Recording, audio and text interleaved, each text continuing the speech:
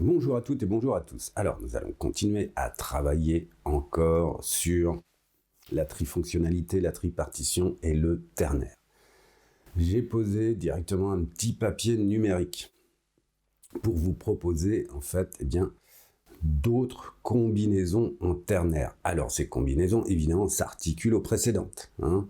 Donc, on va retrouver nature, histoire, raison. Alors ici, effectivement, comme vous le voyez sur le petit papier numérique, il y a la volonté de puissance. On va parler de la volonté de puissance, qui est un concept nietzschéen, donc de Nietzsche. Auteur célèbre, évidemment, notamment pour son gai savoir, et on en parlera un petit peu à la fin. Et en fait, Nietzsche, avec la volonté de puissance, s'appuie quand même sur un autre auteur qui s'appelle en fait Arthur Schopenhauer. Donc on va faire un petit peu l'histoire finalement de ce concept, la volonté de puissance. Arthur Schopenhauer, en fait, à la base, ce qu'il faut savoir, alors déjà, ce qu'il faut savoir, c'est sans doute le philosophe le plus pessimiste que la Terre ait engendré, ça c'est très clair. Mais surtout, ce qu'il faut savoir, c'est que c'est un disciple de Kant, donc il est kantien. Et Arthur Schopenhauer, pour le dire vite, toujours très synthétiquement, va balayer d'un revers de manche les conceptions philosophiques qui se réfèrent à l'essence, à la substance, aux entités divines, etc., etc. Il va reprendre en fait le concept de Kant, et le concept de Kant, fondamental, concept que Kant place au-delà des apparences, concept que Kant nomme le noumen, il va le reprendre et finalement le transformer. Il va se l'approprier, le transformer, et ce concept va devenir une volonté. Et ce concept va devenir un vouloir vivre, en fait. Donc, on va retrouver petit à petit, on va retrouver Freud de toute façon. Donc c'est une volonté. Donc on entend le mot volonté aussi dans l'énoncé volonté de puissance. Ok. Cette volonté, en fait, chez Schopenhauer, se réfère effectivement à un en soi. Et cette volonté se réfère également, on pourrait le dire comme ça, à la métaphysique. Il nous dit, alors très clairement, qu'on n'accède pas à l'en-soi des choses, qu'on n'accède pas à cette volonté, puisque dès qu'on y accède, finalement, on va la représenter. Alors ici, effectivement, on peut toujours diviser les choses. Il y aurait la volonté, les représentations, les concepts. Et nous n'accédons pas, finalement, à cet en-soi, à ce vouloir vivre, en fait. Et pourtant, il est bien existant, c'est ce que nous dit Schopenhauer, il est bien ancré, déjà, à l'extérieur, dans la nature et en nos corps. Alors, Schopenhauer pense quand même, au sein de ses écrits, alors notamment de cet écrit énorme, qui n'est autre que le monde comme volonté et comme représentation, Schopenhauer nous dit qu'il y a quand même, finalement, puisque la volonté est en nous, puisqu'elle nous traverse aussi, il y a quand même sans doute un moyen d'y accéder. Mais on ne peut pas y accéder directement, on n'y accédera que sous la forme de représentation, donc sous la forme de phénomène. De ce point de vue, Schopenhauer poursuit Kant, point par point. Toutefois, il a quand même l'espoir d'accéder à cet en soi, en fait, à cette puissance, puisque c'est une puissance, la volonté, effectivement. Et il nous dit que cette volonté, finalement, nous déborde. Là encore, on peut retrouver quelque chose comme ça en filigrane, la question que Freud posera plus tard, c'est-à-dire les pulsions corporelles. Donc lui, c'est plutôt la volonté. Mais au sens métaphysique. Alors, ici, Nietzsche, concernant la volonté de puissance, va l'envisager autrement. Nietzsche va l'envisager du point de vue logique, la volonté, notamment la volonté de puissance. Alors ici, détail très important, effectivement, c'est que la volonté de puissance ne correspond pas à un sujet conscient qui veut développer sa puissance, qui veut déployer sa puissance. Ça n'a rien à voir avec ça. Ça serait même tout le contraire.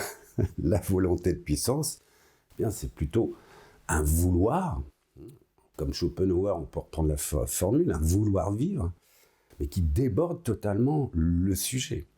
Et on va le voir. C'est-à-dire que pour Nietzsche, la volonté du sujet est vraiment mise sur la sellette, voire la volonté du sujet est carrément mise sur l'échafaud avec Nietzsche. Donc, c'est très perturbant parce qu'on se dit, finalement, avec Nietzsche, la volonté du sujet, donc du sujet conscient, eh bien, elle existe, mais en même temps, elle est complètement débordée par la volonté de puissance. Et il l'affirme, je le redis, non pas d'un point de vue métaphysique, mais d'un point de vue logique. C'est-à-dire qu'il va interroger la logique, et notamment la logique du discours, en fait. Et il va interroger les logiciens. Alors on trouve ça au sein de la généalogie de la morale, et non pas du savoir, généalogie de la morale de Nietzsche. Donc cette critique qu'il fait des logiciens de l'époque, c'est la suivante. Elle est un petit peu complexe. C'est-à-dire qu'effectivement, la volonté du sujet, c'est le jeu.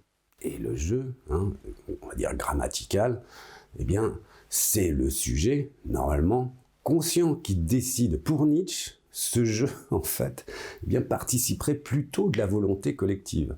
Alors, quelque part, c'est logique, ce jeu participerait de la raison. Alors, pourquoi ?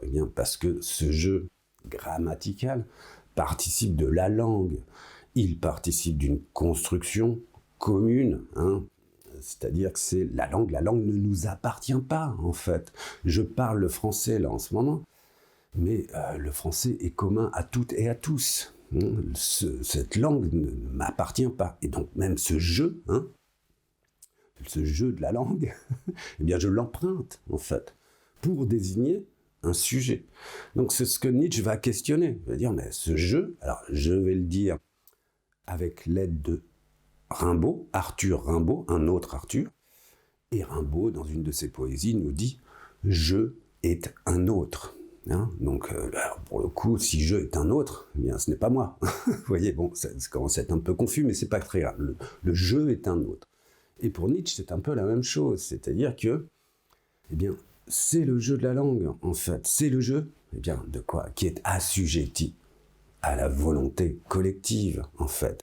Donc, deux choses, ici, il y a la volonté du sujet, qui est un peu écrasée, finalement, comme je vous l'ai dit la dernière fois, qui est en sandwich, pris en sandwich, entre la volonté de puissance, qu'on peut raccorder à un vouloir vivre, qu'on peut raccorder aux pulsions, pulsions corporelles, qui débordent le sujet, qui participent du corps, et aussi, pris en sandwich, par cette partie, qui est le logos, finalement, et ce logos, finalement, qui va instruire le sujet, mais qui va l'instruire, sans doute, l'instruire et l'instrumentaliser, l'instruire et le conditionner. Et finalement, le logos, en soi, c'est déjà un ensemble d'ordres. Alors déjà, l'ordre du discours, l'ordre grammatical du discours, sujet, verbe, complément, par exemple, de manière très simple, mais c'est aussi tout un tas de commandements auxquels le sujet se doit de répondre. C'est-à-dire que le sujet, effectivement, comme on l'a vu avec Donald Trump, a des droits, mais il a aussi des devoirs. Donc il y a aussi des contraintes. Et ces contraintes, elles passent par où ? Elles passent bien par le langage. C'est bien les lois qui nous contraignent finalement. Et donc Nietzsche, comme ça, fait glisser finalement le jeu de la volonté du sujet, donc le jeu du sujet histoire, du sujet historique, du côté de la volonté collective finalement. Et donc, ce qu'il nous dit finalement, entre la volonté de puissance et, je vais le redire à la Rimbaud, avec ce jeu qui est un autre, alors cet autre, évidemment, c'est la volonté collective, hein, c'est très clair. Hein, c'est pas un autre comme ça perdu dans l'espace, hein, c'est la volonté collective. Et finalement, eh bien, le sujet, la volonté du sujet se trouve d'ailleurs complètement, finalement, écrasée. Et ici, on peut même aller jusqu'à se dire que, eh bien, l'histoire du sujet, hein, l'histoire personnelle du sujet, de chacun et chacune, est déjà écrite. Elle est écrite par, finalement, eh bien, les pulsions corporelles, hein, c'est-à-dire se nourrir, se reproduire, éviter de tuer son prochain. Et puis, elle est écrite eh bien, par l'histoire des hommes, hein, des hommes et des femmes. Eh bien, par l'État, finalement, hein, par l'État moderne. Elle est écrite par le religieux, par la religion, vous voyez. Donc l'histoire du sujet, finalement, elle est réduite à peau de chagrin, en fait, vous voyez. Et donc, c'est ce que nous dit Nietzsche avec la volonté de puissance. Et, effectivement, tel que je vous l'explique là, eh bien, ça participerait quand même d'un certain ordre des choses, en fait. Hein. Alors, on va dire actuel, effectivement, actuel, toujours actuel, du moins, concernant la volonté du sujet et le fait que, eh bien, il faille lutter. Hein. Alors, en règle générale, le sujet lutte pour la reconnaissance. Hein. La reconnaissance eh bien, de sa singularité, la reconnaissance de son histoire personnelle, la reconnaissance effectivement qui passe, là on est exactement sur la bonne ligne, hein, c'est-à-dire l'histoire, la force, la guerre, donc qui passe par les honneurs, par le prestige, par la notoriété. Vous voyez ? C'est cette reconnaissance qui va faire histoire, eh bien, qui fait que le sujet, la volonté du sujet est perceptible en fait, hein, et qu'on peut saisir eh bien, ce sujet comme une unité. Et on saisit cette unité avec des noms, hein, avec des noms propres. Charles de Gaulle, Simone de Beauvoir, hein, Jean-Paul Sartre, j'allais dire Pâtre, hein, Jean-Paul Sartre, hein, etc., etc. Donc là, il y a une unité du sujet qui s'est finalement construite, hein, qui s'est fabriquée, qui s'est révélée au cours de l'histoire, etc., etc. Sinon, c'est compliqué pour le reste, hein, si vous voulez. Évidemment, chacune a sa propre histoire. Mais est-ce que cette histoire ne va pas se développer uniquement eh bien, dans le cadre, on va dire, dans le cadre de l'ordre social, au sein de la richesse, au sein de la production, reproduction, donc dans le cadre familial, comme ça. Hein. Donc il y aura une histoire familiale, mais il n'y aura pas d'histoire, on va dire, au sens fort, hein, au sens de l'histoire comme ça, on va dire d'une nation, ou je ne sais quoi. Mais peu importe. En fait, l'idée, c'est de vous faire entendre bien qu'il y a aussi une histoire de la volonté de puissance. Et cette volonté de puissance, eh bien, elle va aboutir, effectivement, si on reste toujours sur la volonté de puissance, elle va aboutir eh bien, à Freud, hein, très clairement. Et Freud, finalement, va être celui qui va découvrir l'inconscient et qui va nous dire quoi ? Eh bien, qui va nous dire que le sujet, lui aussi, hein, que le sujet est débordé déjà par un ensemble de pulsions, hein, pulsions corporelles, et il est aussi contraint, hein, le sujet est obligé de renoncer à ces pulsions originelles. Hein, mais ce sujet, eh bien, serait aussi, s'il y a un sujet conscient, hein, il y aurait aussi un sujet de l'inconscient. On va dire que, effectivement, il y aurait un autre sujet. Hein. Alors, est-ce que c'est un sujet qui se référait au discours ? Et là encore, on peut se dire que, eh bien, finalement, c'est ce sujet qui est aux commandes, en fait. C'est le sujet de l'inconscient qui est aux commandes, vous voyez ? Donc, ça, c'est quelque chose d'assez extraordinaire, en fait. Alors, évidemment, le sujet, dire conscient, hein, va refuser absolument cette dimension, hein. Il va se dire, non, c'est moi qui suis aux commandes. C'est pas sûr, hein, c'est pas vraiment sûr en fait. Mais le savoir nous amène petit à petit à être, je l'espère, un petit peu plus clairvoyant concernant notre situation de sujet conscient. Ok, donc le sujet de l'inconscient avec, on reprend avec 3 pulsions, pour le courant ternaire aussi, 3 pulsions corporelles qui sont, alors chez Freud, effectivement, qui sont originelles, et qui se réfèrent finalement au cannibalisme, qui se réfèrent au meurtre, à l'homicide, et qui se réfèrent aussi à au sexuel plutôt, à la reproduction sexuelle, à la pulsion sexuelle en fait. Alors, pulsion sexuelle, pulsion meurtrière, pulsion nourricière, qui effectivement est plutôt de l'ordre d'un besoin. Ok, Freud nous parle de ça en fait, et ces pulsions se réfèrent toujours cette idée de volonté de puissance. Finalement, il y a un vouloir, il y a un vouloir qui nous dépasse en fait complètement. Alors ici, je vais aussi poser mes petits concepts. Pour moi, ce vouloir se réfère, toujours en suivant Freud, finalement, se réfère à la puissance de prédation, à la puissance de coopération et à la puissance de conservation. Alors ici, la puissance de prédation, effectivement, on peut toujours disposer ça sur ma petite étagère. La puissance de prédation, c'est clair. Alors ici, ça ne change pas beaucoup. Il n'y a pas beaucoup d'interrogations à avoir, ni de questionnement. La force, la guerre, la prédation, c'est vraiment l'histoire du sujet, quelque part. C'est pour le dire ainsi, de manière un petit peu ironique, mais c'est quand même ça, la reconnaissance, la notoriété. Donc là, c'est la prédation, c'est très clair, la puissance de prédation. Ici, puissance de conservation, ça pourrait être ici autant qu'ici, ou puissance de coopération. Effectivement, ça peut être ici, du côté de l'ordre social, la richesse, la coopération, pour pouvoir effectivement survivre et produire de la richesse. Et ensuite, la conservation, effectivement, la puissance de conservation. Ça serait plutôt ici, comme je vous l'ai dit, et concernant finalement l'accumulation, autant finalement de nourriture que l'accumulation de valeurs telles que l'argent, l'or, etc., etc. Ou de biens matériels, en fait. Là, on est sur le bien matériel, toujours bien matériel, bien corporel, bien narcissique. Il y a toujours j'essaie de construire une espèce de petite logique comme ça. Donc, et on a couvert comme ça toujours cette idée d'ordre des choses. Et on a déployé comme ça, c'est toujours assez rapidement, assez succinctement, mais on a vu qu'il y a une histoire.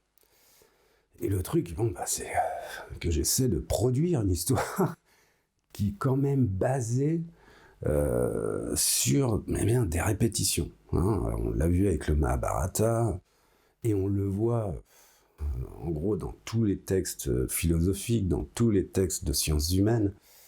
Alors ici, à chaque fois, bien entendu, je vais rappeler cette chose-là, cette petite chose-là. C'est-à-dire que dans la logique ternaire, il y a effectivement toujours 3 étages, qu'on peut considérer comme ça, comme nature, histoire du sujet et raison.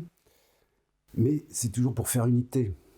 C'est-à-dire qu'effectivement, je vais reprendre le petit papier numérique, vous voyez bien que l'ordre des choses est divisé en 3, mais ce ternaire, ces 3 dimensions ne forment qu'une unité, l'ordre des choses. Pareil pour l'ordre social, pareil pour finalement l'ordre du discours. Et ordre social, ordre du discours, ordre des choses, finalement, vont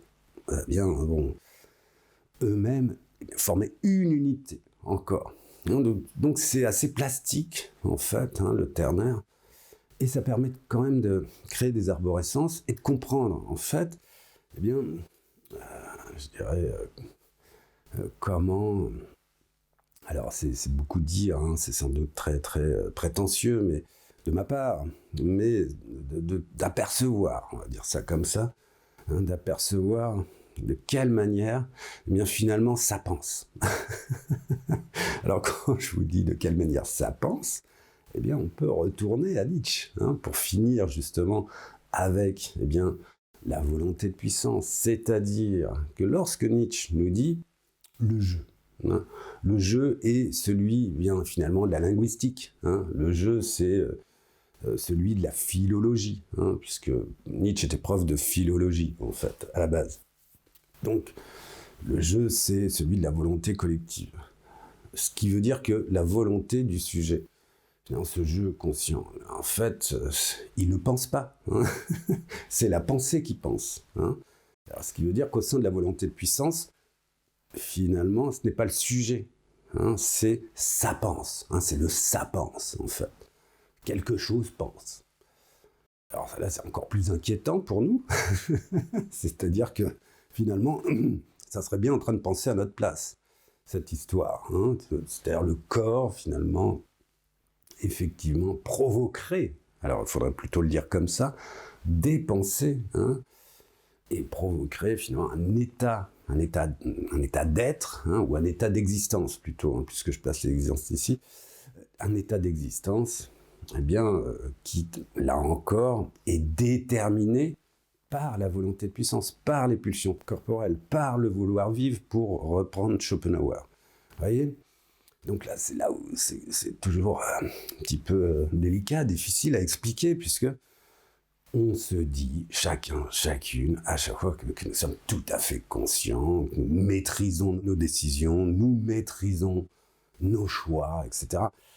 C'est pas sûr. En fait, il est possible que ce soit effectivement les pulsions qui finalement ne décident pas en acte spécifiquement à notre place, quoique pour certains sujets, on peut se poser la question, très clairement, mais quand même, il y a une influence, en fait, énorme, finalement, d'un vouloir vivre, comme une influence énorme, en fait, de la société, qui nous conditionne, en fait. Donc, c'est la place du sujet, du sujet, c'est la question de la volonté du sujet. Alors j'insiste sur cette question, puisque effectivement, normalement ces cours sont destinés à des futurs artistes. Et donc, chez les artistes, la question c'est quand même la volonté du sujet. La question qui se pose, cruciale, c'est celle-ci. Donc on essaie de déconstruire, en fait. Ok, donc je vais finir, en fait, je vais finir cette petite intervention. On a vu, effectivement, alors je ne vais pas répéter, les ordres, les 3 ordres, on va dire. Et on va finir avec Freud, en fait, et avec une observation de Freud sur les blessures narcissiques. Freud nous dit qu'en fait, que l'espèce humaine, a été, pour le coup, fondamentalement blessé par des découvertes. Et ces découvertes étant, pour Freud, la première, c'est celle de Copernic. C'est-à-dire qu'effectivement, l'homme n'est plus au centre du monde.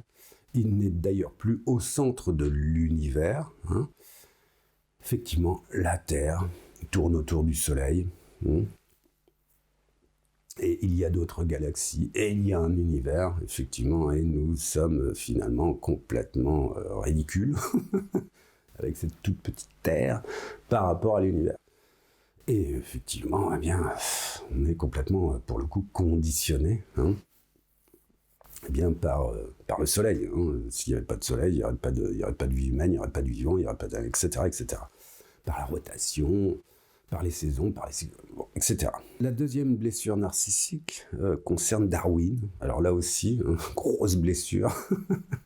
C'est-à-dire qu'effectivement, alors pour le dire vite, nous descendons du singe. Le singe descend de l'arbre et nous descendons du singe. Alors c'est une formule un petit peu populaire, mais qui dit bien les choses. Le fait que nous sommes des animaux. Alors effectivement, auparavant, on prétendait effectivement être au-delà des animaux.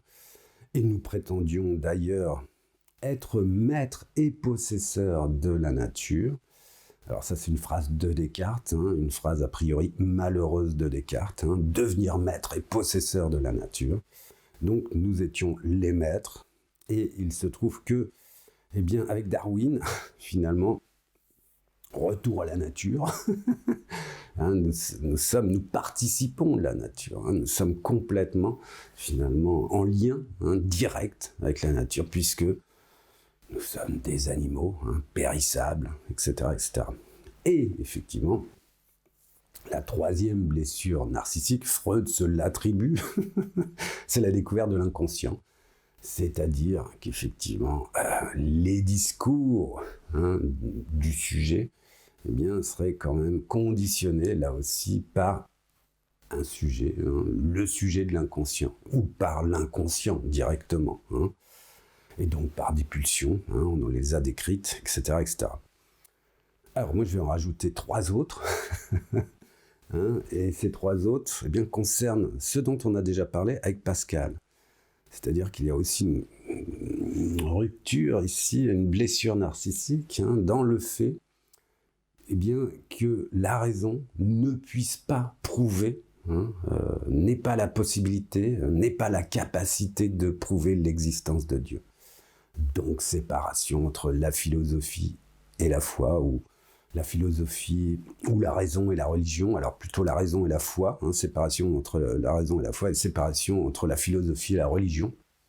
Donc rupture, schisme, très, très radical. L'autre blessure narcissique, la 5e blessure narcissique, eh bien c'est Nietzsche en fait. Et Nietzsche nous dit eh bien que Dieu est mort au sein du gai savoir. Alors effectivement, l'information n'est pas très très bien passée, puisque aujourd'hui encore, il existe 84% de croyants, donc de personnes qui disent avoir une pratique religieuse. Donc apparemment, Dieu est mort, mais seulement pour, a priori, 16% de la population mondiale. Et encore, c'est pas sûr que ce soit 16% en fait. Donc ça, c'est encore, je pense, une blessure narcissique sur le fait qu'on ne puisse plus finalement se raccrocher à Dieu, qu'on ne puisse plus finalement accuser Dieu d'être malheureux, d'être souffrant, d'être pauvre ou d'être riche d'ailleurs, cupide et orgueilleux, etc. On ne peut en vouloir qu'à soi-même, en fait. Donc le gai savoir, Nietzsche, la mort de Dieu. 5e blessure narcissique, et 6e blessure narcissique aussi, eh bien, plus contemporaine, c'est celle qui concerne Simone de Beauvoir, et qui concerne les conditions de vie des femmes, et le fait eh bien, que finalement les femmes ne sont plus des meubles pour les hommes, mais sont bel et bien des êtres humains, qui ont des capacités intellectuelles tout aussi fortes, voire plus brillantes que les hommes, et qui, surtout, alors c'est surtout ça, sont maîtres, maîtresses de leur corps, et ce sont elles qui décident de l'heure et de la date de la procréation, en fait. Alors ça, c'est quelque chose aussi qui est très difficile, pour le coup, pour les hommes, de concevoir, en fait. Et là aussi, blessure narcissique. Bref. Et d'ailleurs, les femmes, alors là, pour le coup, tout n'est pas rose non plus, les femmes ont la capacité eh bien, de devenir aussi des maîtres, de devenir aussi des personnes aussi nuisibles que les maîtres, en fait.